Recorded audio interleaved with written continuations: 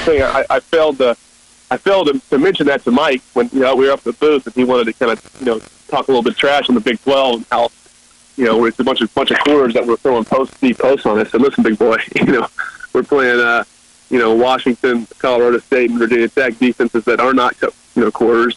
Virginia Tech was everything but quarters. It was cover 2 inverted safety, just 3 down, dropping 8, trying to take away the deep ball. We still found ways to make them pay. So I like bringing that stuff up when those jacklegs try to talk in the media and want to talk some smack on us. But that's what they'll get from now on. Is that they'll get shut down real quick, Robert.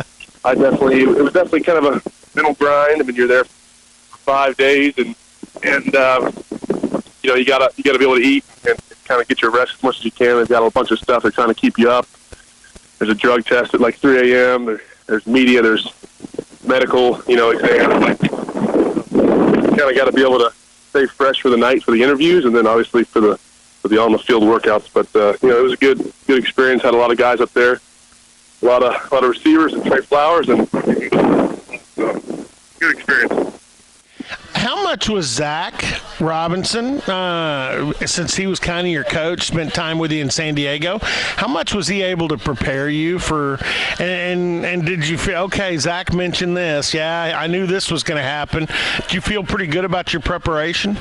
Yeah, so Zach and I, we lived together in 2 months, for 2 months out in Orange County, San Clemente, actually, not San Diego, but it was great. I mean, he's worked with Zach the last 3 years and still very connected in the NFL, works for Pro Football Focus, so he's got, access to film at the NFL level and works with a lot of, it's Chris Collinsworth's company that started Pro Football Focus. So definitely very still in tune with the league and the style offenses and just knows the intricacies of the game. And so that was kind of good for me, and just to be able to work with him, not only on the field, but on the board, preparing for interviews, doing mock interviews, questions, and then film. So it was pretty constructive, I thought. And then he ended up coming to Indianapolis with me, and you get 30 minutes here and there, throughout the week. You kind of want to stay loose, keep the arm rolling. So that's what we did,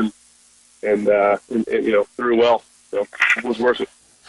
You met with the teams at the Combine. How did you feel your meetings went and the teams you met with? Did you feel, I could be in this organization? I mean, how'd that go, the nighttime?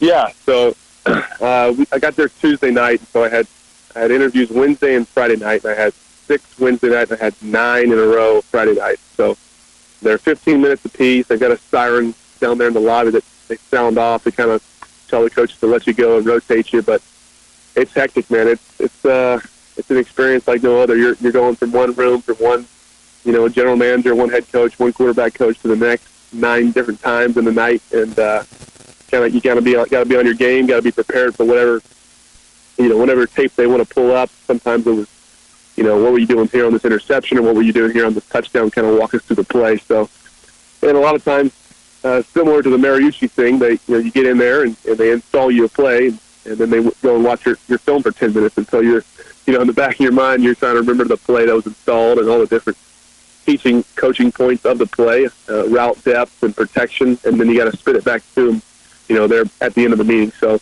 definitely, something I felt prepared for going in with me and Zach's preparation, and I thought I killed it. I thought I did a great job.